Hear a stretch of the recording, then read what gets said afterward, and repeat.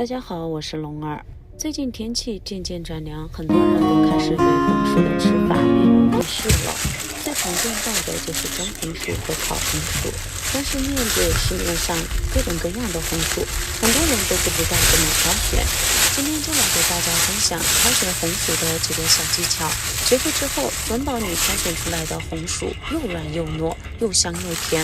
不管我们挑选哪一个品种的红薯，首先我们要来看一看它的表面是否有损伤。如果上面有很多的虫孔或者是腐烂掉的地方，那种的红薯就不能购买。我们都知道红薯它是长在地里，不管是沙地还是土地里面，都需要咱们的农民伯伯用锄头或者是其他的农用工具将它挖出来。那么在挖的过程中，一不小心手不稳，很容易就把红薯表面给损伤挖坏了，尤其是从我们红薯根部的两端就能发现。那么像坏了的红薯，它不仅是坏的表面，而且里面也滋生了大量的细菌，甚至出现了腐烂。那种的红薯吃起来对身体没有任何的好处，甚至还会有危害。像我的这个红薯，它的损伤还比较小，昨天在买的时候没有看见，要看见了的话我也不会拿。那么像这种损伤比较小的红薯，买回家之后我们要立刻吃掉。这种的红薯也是没办法保存的，一个小小的伤口它就会慢慢的蔓延，最后腐蚀整根红薯。第二方面，我们要看一看它的品种。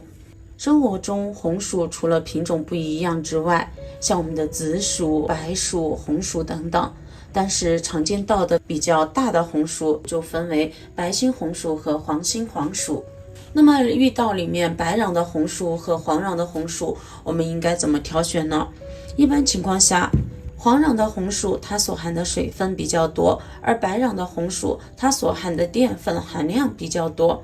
我们都知道红薯含有大量的膳食纤维，也具有很好的通便的作用。那么想要达到这方面的效果，我们最好是选择红心红薯。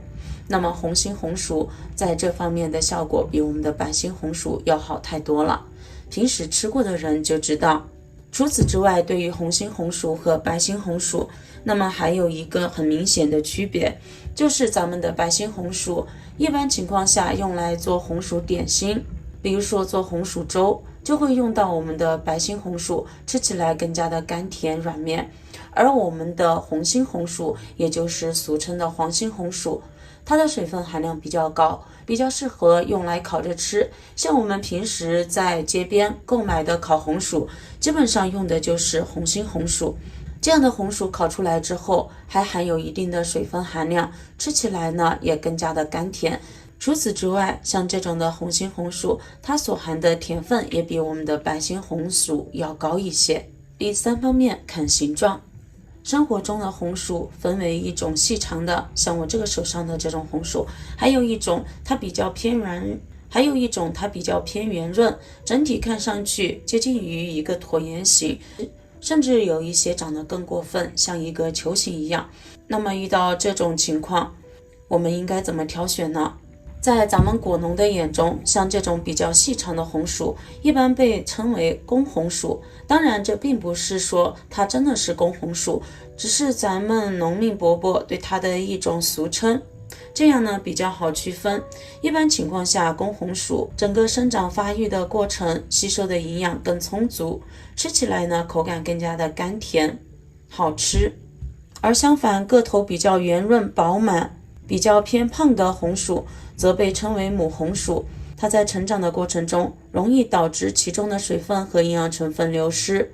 甜度也没有咱们的公红薯甜度高。所以呢，我们在购买红薯的时候，尽量挑选这种形状看上去细长的公红薯，吃起来口感会更好。除此之外，第四方面，我们还要闻一闻红薯的味道。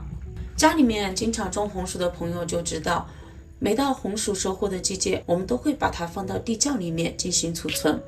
但是我们发现储存久了，红薯呢它就会出现腐烂，或者是异味非常重的这种味道，而这个味道它就是红薯腐烂的味道，闻起来特别明显。腐烂了的红薯里面含有大量的毒素，吃下去只会对我们的身体造成很大的危害。所以说我们在购买红薯的时候，一定要去闻一闻它的味道。如果闻到有异味的话，就说明这个红薯已经开始腐烂变质，储存的时间太长了，已经不新鲜了，就不建议购买。最后一个方面，咱们的红薯我们要去摸一摸它的表面，挑选光滑的。除此之外呢，红薯表面它所含的泥土比较少，而且摸起来不沾手，像这种的红薯就是沙地红薯。